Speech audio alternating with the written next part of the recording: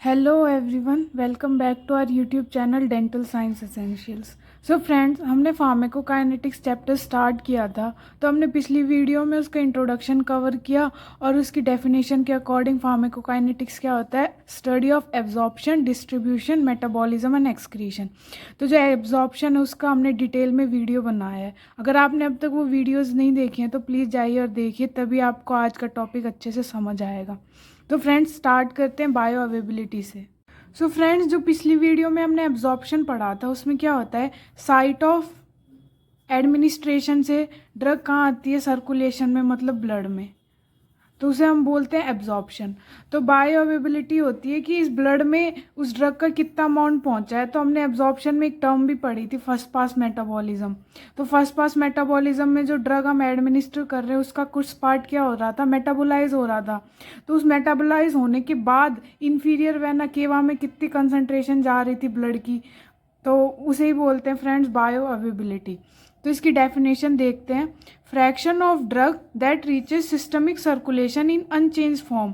तो systemic circulation में drug का कितना फ्रैक्शन पहुंच रहा है टाइम के साथ, किसी भी रूट से अगर उसे हम एडमिनिस्टर कर रहे हैं तो उसे बोलते हैं बायो अवेबिलिटी। तो फ्रेंड्स, यहाँ पे अमाउंट ऑफ ड्रग नहीं है, यहाँ पे फ्रैक्शन ऑफ ड्रग है। जैसा हमने फर्स्ट पास मेटाबॉलिज्म का जब एक्सप्लेनेशन दिया था तो उसमें देखा था कि हमने 100 mg ड्रग को एडमिनिस्टर किया था, तो वो एब्जॉर्ब हो रही थी स्टमक या जो भी रूट है उसका वहाँ से। फिर उसके बाद उसका क्या हो रहा था लीवर में, first pass metabolism. First pass metabolism उस ड्रग का 40 mg मेटाबोलाइज हो गया था। तो कितनी बची थी, 60 mg ड्रग, जो कहाँ पहुँच रही थी, इन्फीरियर वेना केवा से, और इन्फीरियर वेना केवा से हार्ट में पहुँच रही थी। तो जो 60 mg जो ड्रग है ना, वही हमारी बायो अवेबिलिटी है। तो ड्रग का 100 mg ड्रग दी थी, लेकिन उसका कितना फ्रैक्शन, सिर्फ 60 mg ही कहाँ पहुँच रहा है, सिस्टमिक सर्कुलेशन में, अनचेंज फॉर्म में। मतलब कोई भी उसका मेटाबॉलिज्म नहीं होना चाहिए या कोई भी उसकी फॉर्म चेंज नहीं होनी चाहिए टाइम के साथ, और उसे किसी भी रूट से अगर हमें एडमिनिस्टर कर रहे हैं तो वही बायो अवेबिलिटी होती है। तो फ्रेंड्स, देखते हैं बायो अवेबिलिटी आईवी रूट के लिए कितनी होती है, 100%। क्यों, ऐसा क्यों है, क्योंकि फ्रेंड्स जो ये 40 mg ड्रग मेटाबोलाइज हो रही थी, ये कब हो रही थी, जब हम उसे ओरल रूट से एडमिनिस्टर कर रहे थे ड्रग को, तो फर्स्ट पास मेटाबॉलिज्म हो रहा था। लेकिन फ्रेंड्स, जब आईवी रूट में हम क्या करते हैं, डायरेक्टली जो हमारी ड्रग है उसको इंजेक्ट करते हैं अपनी वेन्स में, तो डायरेक्टली मतलब ब्लड में। तो जो ड्रग है वो डायरेक्टली कहाँ पहुँच रही है, ब्लड में। तो जो आईवी रूट है उसकी बायो अवेबिलिटी कितनी होती है, 100%। मतलब जितनी ड्रग दी है, अगर हमने 100 mg ड्रग की डोज दी है तो 100 की 100 mg पूरी सिस्टमिक सर्कुलेशन में पहुँच रही है। और दूसरे रूट्स की बायो अवेबिलिटी देखते हैं, जो उनकी उन रूट्स की बायो अवेबिलिटी हमेशा 100% से कम ही रहेगी, मतलब आईवी रूट से कम ही रहेगी दूसरे रूट्स की बायो अवेबिलिटी। जैसे सबक्यूटेनियस या इंट्रामस्कुलर जो रूट है उसकी ऑलमोस्ट 100% होती है। ओरल रूट की लो होती है बायो अवेबिलिटी फ्रेंड्स, क्योंकि हमें पता है क्या होता है, फर्स्ट पास मेटाबॉलिज्म हो जाता है। ट्रांसडर्मल रूट की बायो अवेबिलिटी फ्रेंड्स 80 to 100% हो सकती है। तो फ्रेंड्स, सबक्यूटेनियस और इंट्रामस्कुलर की भी लेस देन 100% इसलिए होती है क्योंकि लोकल बाइंडिंग हो जाती है ड्रग की। तो इन टिश्यूज़ में, मसल में या सबक्यूटेनियस टिश्यू में जो ड्रग है ना, वो उनकी लोकल बाइंडिंग हो जाती है, इस वजह से उनकी बायोअवेबिलिटी थोड़ी कम हो जाती है, मतलब ड्रग की कुछ अमाउंट पहुंच नहीं पाती है सिस्टमिक सर्कुलेशन में।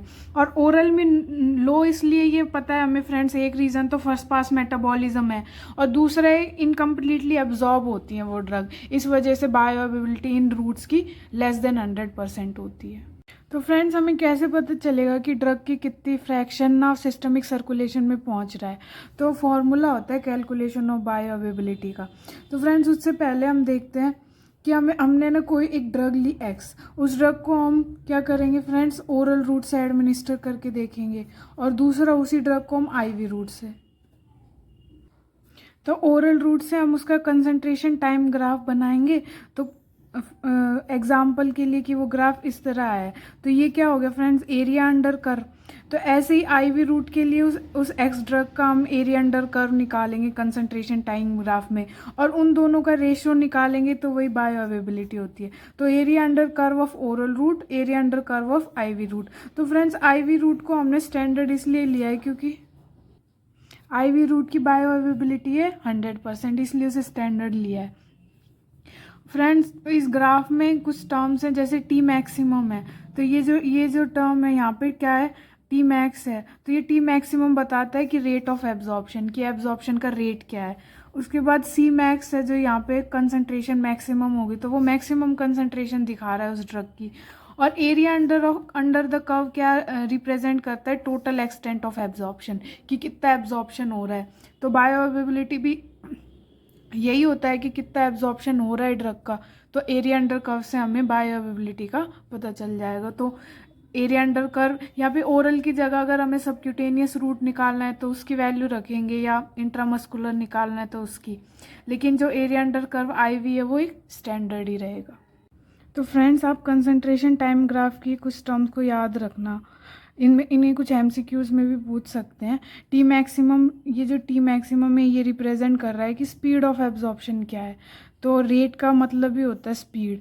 तो जैसे हमारी 11th में केमिकल काइनेटिक्स चैप्टर था, उसमें भी रेट ऑफ रिएक्शन निकालते हैं ना, वैसे ही T maximum rate of absorption represent करता है। सी मैक्सिमम रिप्रेजेंट करता है कि कोई भी जो ड्रग है XYZ, जो भी ड्रग है, उसकी कितनी मैक्सिमम कंसंट्रेशन ब्लड में, मतलब प्लाज्मा में उसकी कितनी मैक्सिमम कंसंट्रेशन है। और area under curve total extent of absorption, की कितना एब्जॉर्प्शन हुआ है उस ड्रग का, वो रिप्रेजेंट करता है।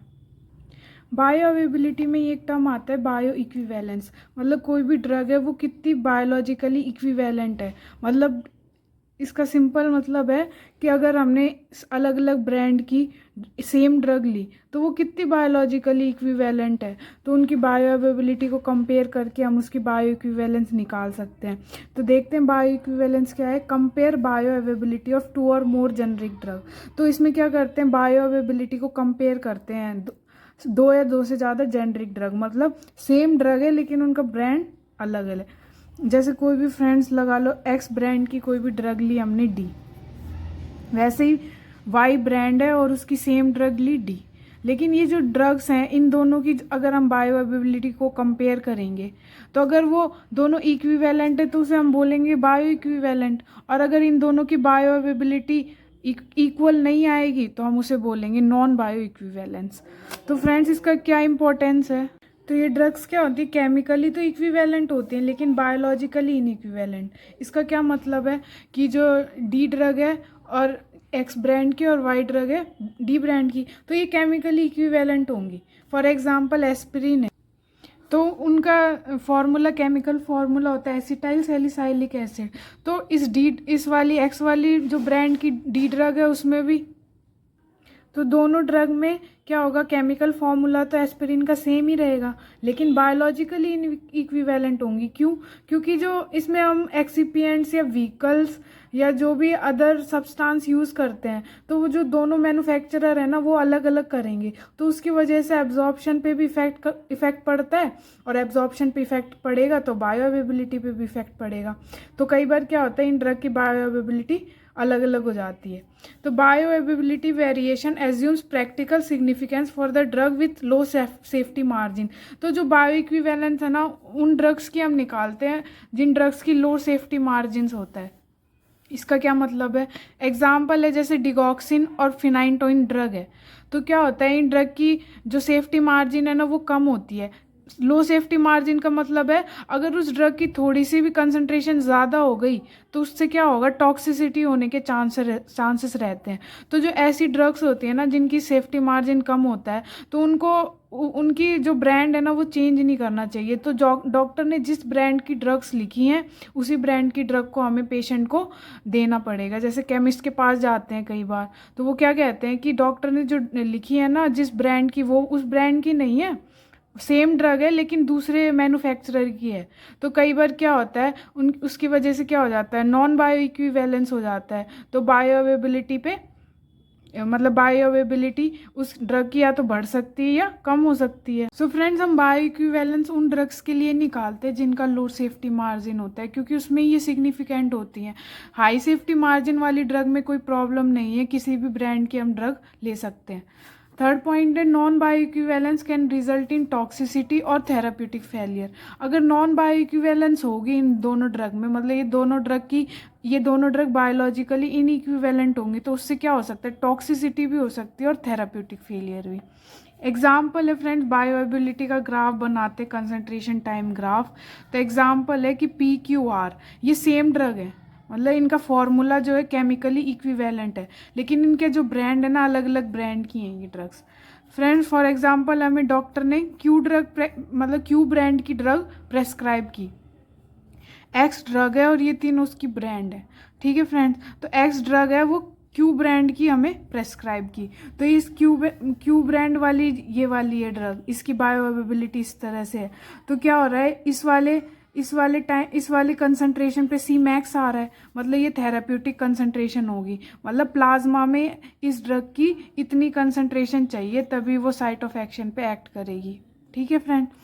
लेकिन अगर केमिस्ट ने हमें फॉर एग्जांपल R ब्रांड वाली एक्स ड्रग दे दी, तो आप देखिए इसकी Cmax यहाँ आ रहा है, लेकिन थेराप्यूटिक कंसंट्रेशन तो यहाँ है इस वाली में, तो ये वाली ड्रग क्या करेगी, एक्ट ही नहीं कर पाएगी, क्योंकि उसकी उतनी कंसंट्रेशन प्लाज्मा में आ ही नहीं पाएगी जितनी एक्शन के लिए ज़रूरी है।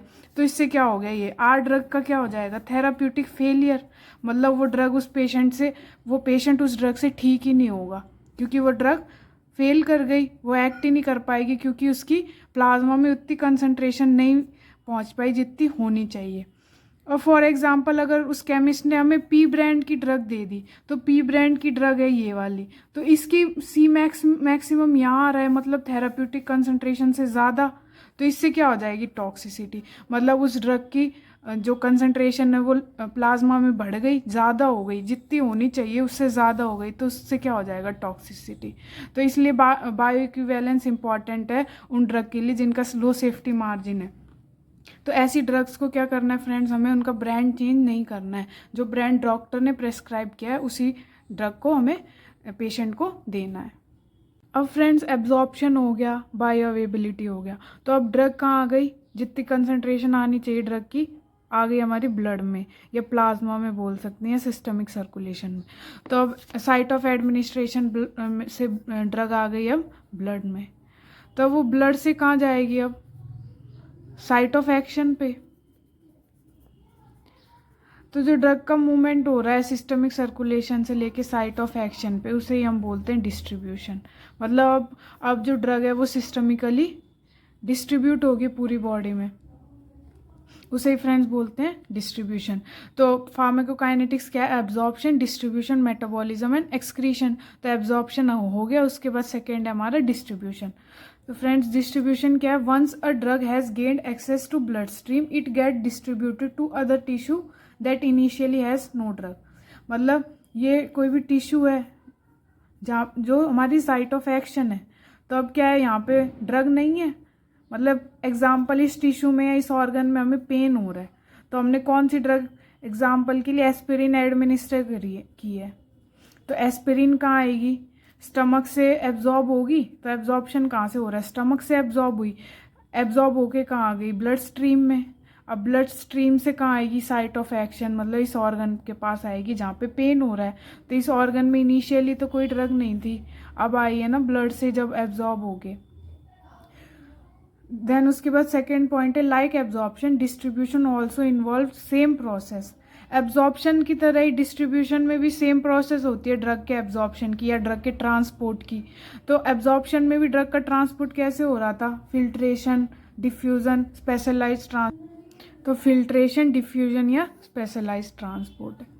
उसके बाद थर्ड है extent of distribution depend on. तो जो डिस्ट्रीब्यूशन है वो किन किन चीज़ों पे डिपेंड करता है, तो वो हम देखते हैं।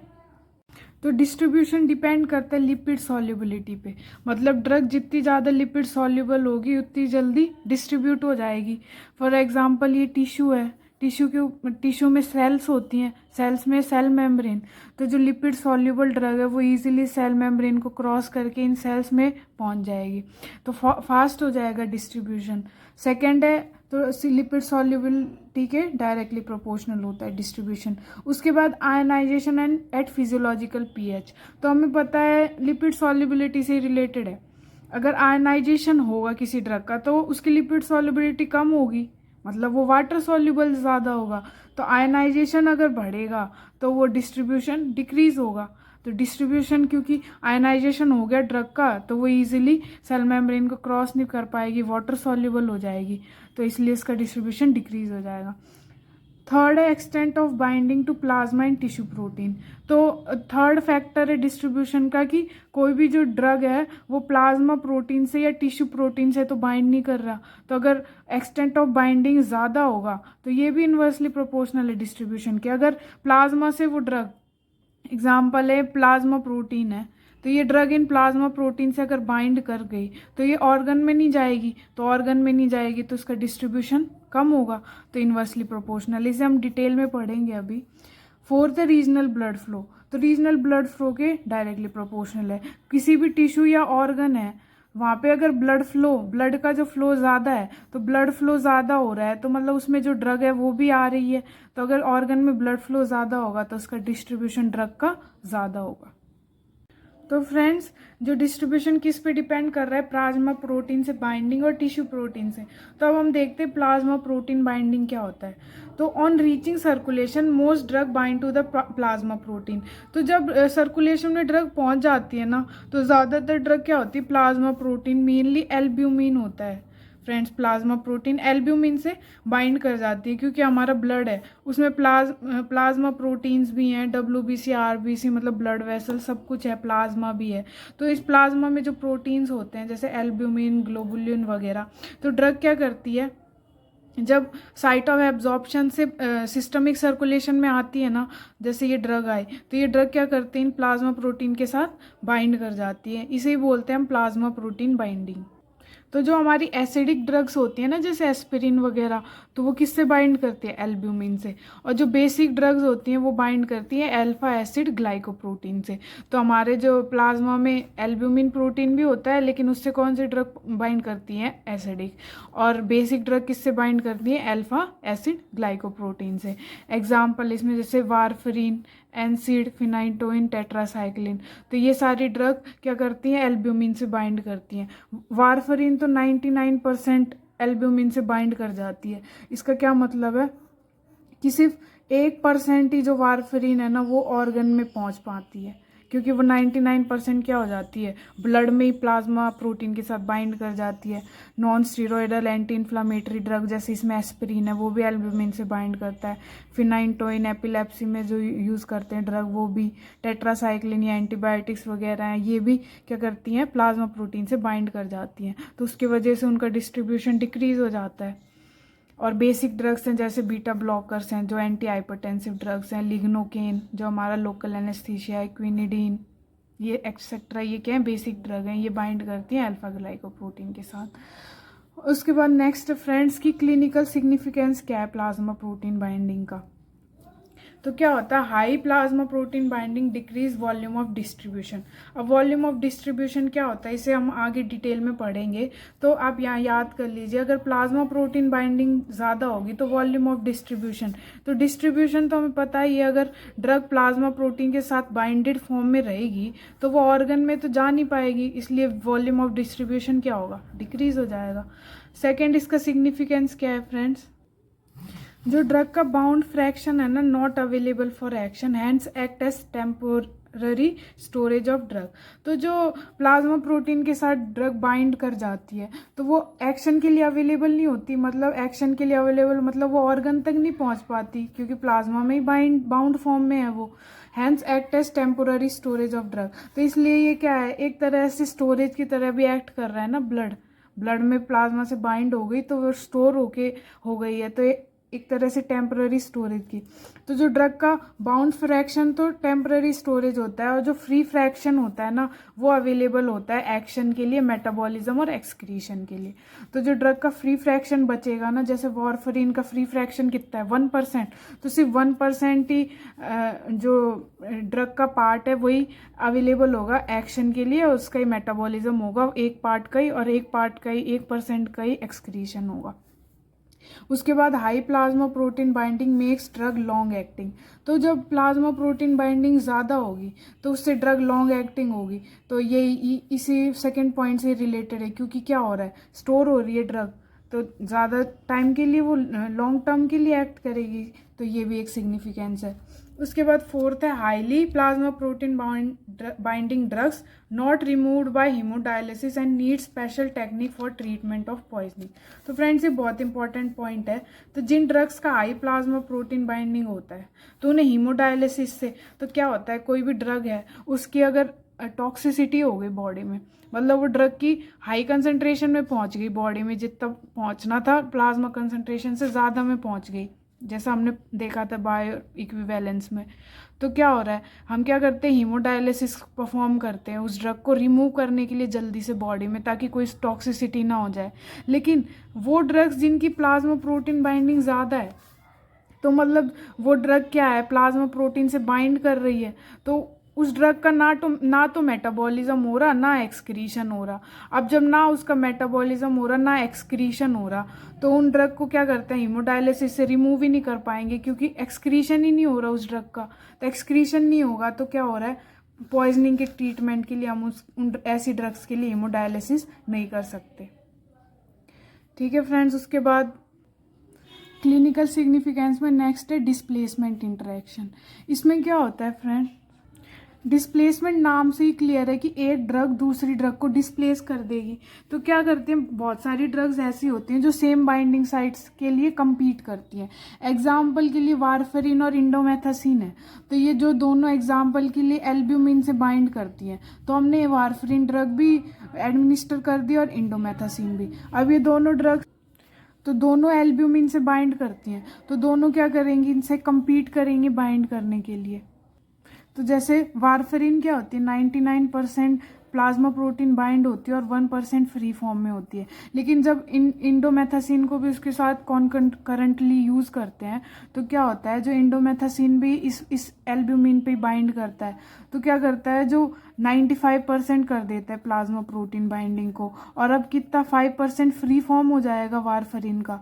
तो इससे क्या होगा, पहले 1% फ्री फॉर्म था लेकिन अब 5% है। तो इस डिस्प्लेसमेंट इंटरेक्शन की वजह से कई बार टॉक्सिसिटी भी हो जाती है। तो ऐसी ड्रग्स को जिनमें डिस्प्लेसमेंट इंटरेक्शन होते हैं ना, उन्हें केयरफुली एडमिनिस्टर करते हैं पेशेंट्स के अंदर। लेकिन जो हमारी बॉडी है ना वो कंपनसेट कर देती है मतलब टॉक्सिसिटी को। क्या हो जाता है, मेटाबॉलिज्म और एक्सक्रीशन को बॉडी फास्ट कर देती है, तो ये जो ड्रग है इसका मेटाबॉलिज्म और एक्सक्रीशन फास्ट हो जाएगा तो टॉक्सिसिटी से प्रिवेंट हो जाएगा। तो ये अपनी बॉडी में कंपनसेटरी मैकेनिज्म्स भी होते हैं। उसके बाद नेक्स्ट है इन डिजीजेस एज हाइपोएल्ब्यूनीमिया। हाइपो का मतलब होता है डिक्रीज्ड, एल्ब्यूमिन का मतलब एल्ब्यूमिन प्रोटीन है जो, और ब्लड में मतलब ब्लड में एल्ब्यूमिन प्रोटीन डिक्रीज हो गया। ऐसी डिजीजेस में क्या होता है, highly protein bound drug should be carefully used in such patient. तो जो ड्रग्स हाईली प्रोटीन बाउंड होती है ना, उन ड्रग को केयरफुली हमें यूज़ करना चाहिए ऐसे पेशेंट में। क्या होता है, एल्ब्यूमिन जो है ना ब्लड में एल्ब्यूमिन प्रोटीन कम हो गया, तो अब जो हाई प्लाज्मा प्रोटीन वाली ड्रग है वो इनसे ही बाउंड करेंगी, लेकिन प्रोटीन ही नहीं है तो वो ड्रग क्या होंगी, फ्री फॉर्म में रहेंगी। तो फ्री फॉर्म में रहेंगी तो वो अब्जॉर्ब होंगी ऑर्गन में, मतलब डिस्ट्रीब्यूट होंगी ऑर्गन में। तो ऑर्गन में डिस्ट्रीब्यूट होंगी ज़्यादा ड्रग, तो क्या हो जाएगा, टॉक्सिसिटी हो जाएगी। तो इसलिए ये भी एक सिग्निफिकेंस है प्लाज्मा प्रोटीन बाइंडिंग का कि हाइपोएल्ब्यूनीमिया जैसी डिजीजेस में प्लाज्मा जो high plasma protein bound drug है उन्हें केयरफुली एडमिनिस्टर करना चाहिए। प्रोटीन बाइंडिंग कैसे अफेक्ट करता है डिस्ट्रीब्यूशन को, वो तो हमने देख लिया। अब देखते हैं टिश्यू बाइंडिंग या टिश्यू स्टोरेज कैसे।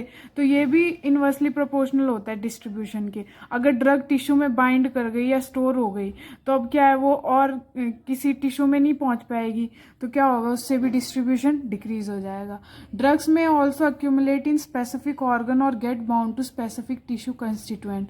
तो क्या होती है, ड्रग कुछ स्पेसिफिक ऑर्गन में एक्यूमुलेट हो जाती है या बाउंड हो जाती है कुछ स्पेसिफिक टिश्यू कंस्टिट्यूएंट के साथ।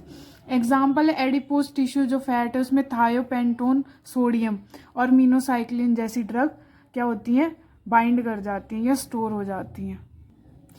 और बोन एंड टीथ, तो क्या होता है, बोन और टीथ में क्या होता है, कैल्शियम। तो बहुत इंपॉर्टेंट है कि टेट्रासाइक्लिन जो होती है ना वो क्या होती है, बोन और टीथ के साथ बाइंड कर लेती है। तो टेट्रासाइक्लिन को हम मिल्क के साथ भी एडमिनिस्टर नहीं करते, क्योंकि मिल्क में भी क्या होता है, कैल्शियम। तो टेट्रासाइक्लिन उस कैल्शियम से बाइंड कर जाती है और अपना एक्शन नहीं कर पाती। हैवी मेटल्स भी होती हैं जो बोन और टीथ के साथ बाइंड कर जाती हैं। रेटिना है हमारे क्लोरोक्वीन, रेटिना में जो क्लोरोक्वीन ड्रग है ना वो क्या हो जाती है, स्टोर हो जाती है। थायराइड में जैसे आयोडीन। और स्केलेटल मसल में डिगॉक्सिन और इमिटिन जैसी ड्रग क्या होती हैं, बाइंड कर जाती है। प्लाज्मा प्रोटीन बाइंडिंग और टिश्यू बाइंडिंग तो हो गया फ्रेंड्स। एक और टर्म आती है रीडिस्ट्रीब्यूशन। री मतलब अगेन डिस्ट्रीब्यूशन। तो क्या होता है, highly lipid soluble drug initially distributed to organ with high blood flow. Starting में क्या होता है, जो lipid highly lipid soluble drug है ना, तो उनको जिस ऑर्गन पे मतलब साइट ऑफ एक्शन पे वो डिस्ट्रीब्यूट हो जाती है जहाँ पे हाई ब्लड फ्लो है, जैसे पहले ब्रेन में, हार्ट में और किडनी, यहाँ पे इन ऑर्गन्स में क्या होती हैं, डिस्ट्रीब्यूट हो जाते हैं। लेकिन बाद में क्या होता है, कुछ drugs distributed to less vascular but more bulky tissue. लेकिन बाद में यही वाली ड्रग, जैसे कोई एक्स ड्रग है, तो वो इनिशियली तो एब्जॉर्ब हो जाती है ब्रेन, हार्ट और किडनी में, लेकिन बाद में क्या होती है, लेस वस्कुलर जो ऑर्गन्स हैं या टिश्यू है वहाँ पे एब्जॉर्ब डिस्ट्रीब्यूट हो जाती हैं। तो इसे ही बोलते हैं रीडिस्ट्रीब्यूशन। पहले डिस्ट्रीब्यूट हो चुकी जहाँ पे हाई ब्लड फ्लो है, फिर उसके बाद जहाँ पे लेस वेस्कुलैरिटी है वहाँ पे, जैसे मसल और फैट्स है, यहाँ पे वेस्कुलैरिटी कम होती है, तो इन टिश्यूज़ में ये डिस्ट्रीब्यूट हो जाती है। इसे ही बोलते हैं हम रीडिस्ट्रीब्यूशन। इसका एग्जाम्पल है बहुत common, IV anaesthetic thiopental sodium. तो फ्रेंड्स ये एक जनरल एनेस्थीसिया है। तो फ्रेंड्स मैं आपको थोड़ा यहाँ एक्सप्लेन कर देती हूँ। थायोपेंटल सोडियम जनरल एनेस्थीसिया है, तो हम इसको इंड्यूसिंग एजेंट की तरह यूज़ करते हैं। इंड्यूसिंग एजेंट का मतलब हमें फास्ट एक्शन चाहिए, मतलब फास्ट एनेस्थेटाइज करना है पेशेंट को, तो हम उस वहाँ पे क्या यूज़ करते हैं, थायोपेंटल सोडियम। तो जब इंड्यूसिंग एजेंट की तरह हमने थायोपेंटल सोडियम को एडमिनिस्टर कर दिया, उसके बाद हमें दूसरी जो ड्रग है ना, उसको मेंटेनेंस एजेंट की तरह देना पड़ता है।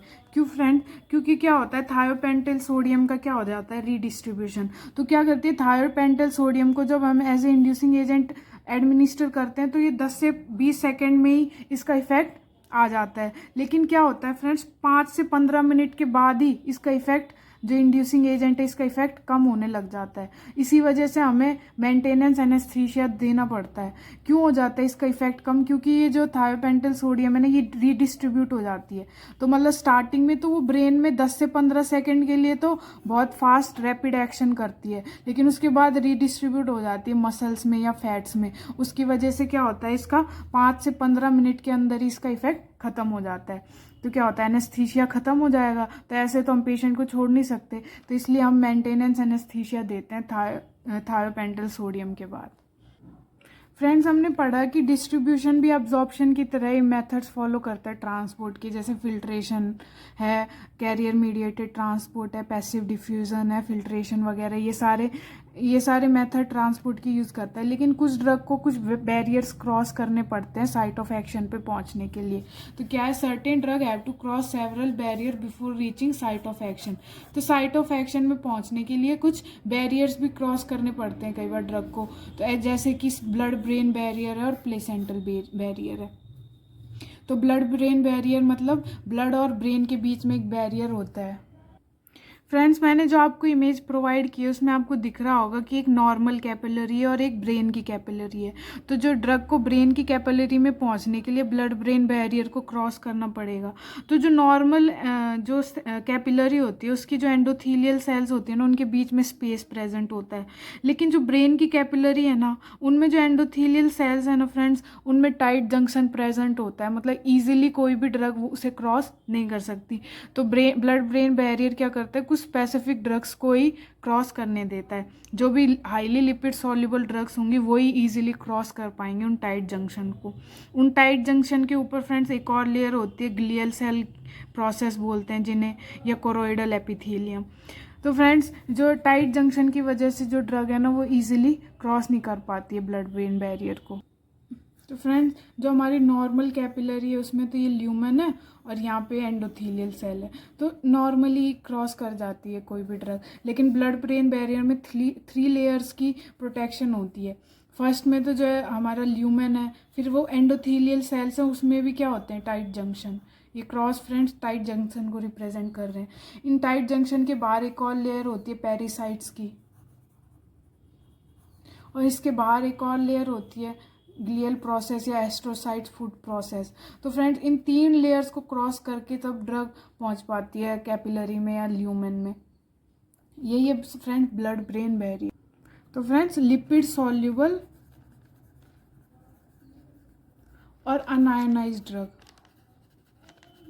तो यही दो ड्रग्स हैं जो क्रॉस कर सकते हैं इस ब्लड ब्रेन बैरियर को। उसी तरह प्लेसेंटल बैरियर है, ये मदर और जो फीटस है उसके बीच में होगा प्लेसेंटल बैरियर। तो ये प्लेसेंटा भी क्या होता है, स्पेसिफिक ड्रग को ही अपने अक्रॉस पास करने देती है। तो इसके अक्रॉस भी लिपिड सॉल्युबल और अनायनाइज्ड ड्रग ही रीडिली इसको क्रॉस कर पाएंगी। जो लिपिड इनसॉल्युबल ड्रग है ना, वो बहुत कम अमाउंट में ही यहाँ से क्रॉस कर पाती है इस प्लेसेंटल बैरियर को। डिस्ट्रीब्यूशन में फ्रेंड सबसे इंपॉर्टेंट आ रहा है वॉल्यूम ऑफ डिस्ट्रीब्यूशन, तो जिसे हम वीडी से डिनोट करते हैं। तो सिंपली क्या होता है, ड्रग का फेट क्या होता है फ्रेंड, क्या क्या हो सकता है ड्रग के साथ अगर वो ब्लड में आ गई। तो फ्रेंड्स फॉर एग्जांपल ये वेन है और ये प्लाज्मा है प्रोटीन से इसमें, और ये ड्रग है। तो क्या क्या हो सकता है, दो चीज़ें हो सकती हैं, या तो ये ड्रग ऑर्गन में डिस्ट्रीब्यूट हो जाए या प्लाज्मा में रहे, प्लाज्मा प्रोटीन से बाउंड करके, मतलब ब्लड में ही रहे। तो दो फेट हो सकते हैं ड्रग के। तो वीडी क्या होता है, volume of distribution, extra vascular deposition of a drug into organs. अगर ये ड्रग ऑर्गन में डिस्ट्रीब्यूट हो रही है तो उसे हम बोलते हैं volume of distribution. How much drug going into organ, मतलब कितनी अमाउंट ड्रग की, कितनी कंसंट्रेशन ऑर्गन में पहुंच रही है। मतलब एब्जॉर्प्शन में हमने देखा कि कितनी एब्जॉर्ब हो रही है, कंसंट्रेशन एब्जॉर्ब होके कितनी ब्लड में पहुंच रही है, वो अलग कंसंट्रेशन होगी। और अब ब्लड से कितनी ऑर्गन में पहुंच रही है, वो कंसंट्रेशन हमारी अलग होगी। तो जो ब्लड में पहुंच रही है, ऑर्गन में पहुंच रही है जितनी कंसंट्रेशन, उसे ही हम वॉल्यूम ऑफ डिस्ट्रीब्यूशन बोलते हैं। तो इसकी प्रॉपर डेफिनेशन होगी, volume necessary to accommodate the entire amount of drug administered if concentration throughout same as that of plasma. इसका फॉर्मूला है वीडी का friends, concentration of a drug in body, body में कितनी concentration है drug की, कितनी administer की है, और उसको डिवाइड करेंगे प्लाज्मा कंसंट्रेशन से कि प्लाज्मा में कितनी कंसंट्रेशन है। तो क्या आ जाएगी हमारी वॉल्यूम ऑफ डिस्ट्रीब्यूशन। तो फॉर एग्जांपल हमने आईवी रूट से कोई ड्रग एडमिनिस्टर की 1000 mg, ठीक है, और उस प्लाज्मा में उस ड्रग की कितनी कंसंट्रेशन है, प्लाज्मा कंसंट्रेशन क्या है ड्रग की, 50 मिलीग्राम पर लीटर। तो वॉल्यूम ऑफ डिस्ट्रीब्यूशन क्या हो जाएगी, कंसंट्रेशन ऑफ ड्रग बॉडी में कितनी है 1000 mg, प्लाज्मा में कितनी कंसंट्रेशन है 50, तो क्या हो जाएगा 20। तो जो वॉल्यूम ऑफ डिस्ट्रीब्यूशन कितनी आ गई 20 लीटर। तो हमें 20 लीटर वॉल्यूम चाहिए होगी पूरी जो ड्रग है उसको एक्यूमुलेट करने के लिए, उसे ही हम बोलते हैं वॉल्यूम ऑफ डिस्ट्रीब्यूशन। अब नेक्स्ट आ रहा है कि फैक्टर कौन कौन से इफेक्ट करते हैं वॉल्यूम ऑफ डिस्ट्रीब्यूशन को। फर्स्ट है लिपिड सॉल्युबिलिटी। तो जितनी लिपिड सॉल्युबिलिटी ज़्यादा होगी तो क्या होगा, ये ड्रग इजीली ऑर्गन में डिस्ट्रीब्यूट हो पाएगी, तो वॉल्यूम ऑफ डिस्ट्रीब्यूशन भी ज़्यादा होगा। तो लिपिड सॉल्युबिलिटी क्या है, डायरेक्टली प्रोपोर्शनल है वॉल्यूम ऑफ डिस्ट्रीब्यूशन के। सेकेंड फैक्टर है प्लाज्मा प्रोटीन बाइंडिंग। तो प्लाज्मा प्रोटीन बाइंडिंग ज़्यादा होगी कि ये ड्रग प्लाज्मा से बाउंड हो गई तो ये क्या ऑर्गन में डिस्ट्रीब्यूट हो पाएगी नहीं। तो प्लाज्मा प्रोटीन बाइंडिंग ज़्यादा होगी तो वॉल्यूम ऑफ डिस्ट्रीब्यूशन कम होगा। वही है, प्लाज्मा प्रोटीन ज़्यादा होगी तो वॉल्यूम ऑफ डिस्ट्रीब्यूशन कम होगा। प्लाज्मा प्रोटीन बाइंडिंग क्या होती है, GFR को भी कम कर देती है। क्यों, क्योंकि क्या होता है प्लाज्मा प्रोटीन में क्या होता है एल्ब्यूमिन। तो अब ड्रग एल्ब्यूमिन से बाइंड कर गई तो फ्री एल्ब्यूमिन है ही नहीं, तो एल्ब्यूमिन रिस्पॉन्सिबल होता है GFR को मेंटेन करने के लिए, लेकिन एल्ब्यूमिन बाउंड फॉर्म में है तो क्या हो गया, GFR भी डिक्रीज करता है प्लाज्मा प्रोटीन बाइंडिंग। इसका एग्जाम्पल है एस्पिरिन। तो एस्पिरिन की क्या प्लाज्मा प्रोटीन बाइंडिंग ज़्यादा है, इसलिए इसकी वॉल्यूम ऑफ डिस्ट्रीब्यूशन कम है, मतलब एस्पिरिन ऑर्गन में कम डिस्ट्रीब्यूट हो पाती है। उसके बाद पेशेंट के भी कुछ फैक्टर्स हैं, जैसे age, gender, pregnancy, cirrhosis, nephrotic disease, haemorrhage, shock, इन सब में क्या होती है वॉल्यूम ऑफ डिस्ट्रीब्यूशन डिक्रीज हो जाती है। सो फ्रेंड्स, एक इम्पॉर्टेंट नोट है, knowledge of volume of distribution of drug is important in treatment of poisoning. तो वॉल्यूम ऑफ डिस्ट्रीब्यूशन की नॉलेज पॉइजनिंग के ट्रीटमेंट के लिए इम्पॉर्टेंट है। एग्जाम्पल है डिगॉक्सिन और पैथेडिन। तो डिगॉक्सिन पता है हमें लो सेफ्टी मार्जिन की ड्रग है। तो फॉर एग्जांपल कि डॉक्टर ने एक्स ब्रांड की ड्रग को पेशेंट के लिए प्रेस्क्राइब किया था, लेकिन उसने वाई ब्रांड के ड्रग को एडमिनिस्टर कर दिया, तो क्या हो गया, उसमें क्या हो गया, फॉर एग्जांपल टॉक्सिसिटी हो गई। लेकिन टॉक्सिसिटी के लिए हम क्या कर सकते हैं, पॉइजनिंग हो गई या टॉक्सिसिटी हो गई, तो उस केसेस में डिगॉक्सिन के लिए हम हीमोडायलिसिस नहीं करते, क्योंकि डिगॉक्सिन का क्या होता है, हाई वॉल्यूम ऑफ डिस्ट्रीब्यूशन हो रहा है। तो अगर उसका हाई वॉल्यूम ऑफ डिस्ट्रीब्यूशन है तो ऐसी ड्रग क्या है, वाइडली डिस्ट्रीब्यूट हो गई बॉडी में, बॉडी के ऑर्गन्स में या बॉडी के टिश्यू में वाइडली डिस्ट्रीब्यूट हो गई, तो उनका हम हीमोडायलिसिस नहीं कर सकते। उसके बाद एग्जाम्पल सेकेंड है क्लोरोक्वीन। तो क्लोरोक्वीन क्या है, हम मलेरिया के पेशेंट में देते हैं, तो इसका तो बहुत ज़्यादा वॉल्यूम ऑफ डिस्ट्रीब्यूशन है, तो वॉल्यूम ऑफ डिस्ट्रीब्यूशन ज़्यादा है तो क्या होती है, ये ऑर्गन्स में डिपॉजिट हो जाएगी, जैसे कि आई में या रेटिना में डिपॉजिट हो जाती है क्लोरोक्वीन, और क्या कॉज करती है, बुल्स-आई, ये रेटिनोपैथी कॉज करती है, जिसको हम बुल्स-आई कहते हैं। तो अगर हमें वॉल्यूम ऑफ डिस्ट्रीब्यूशन की नॉलेज होगी तो जो हम पॉइजनिंग है उनका ट्रीटमेंट भी हम कर सकते हैं। तो सो फ्रेंड्स, आई होप ये वीडियो आपको अच्छे से समझ आया होगा, आपके लिए बहुत हेल्पफुल होगा। अगर आपको वीडियो अच्छा लगा हो तो do not forget to like, share and subscribe to our YouTube channel. और अगर आपको कोई डाउट हो तो आप कमेंट सेक्शन में हमें कमेंट कर सकते हैं। Until then take care, bye bye.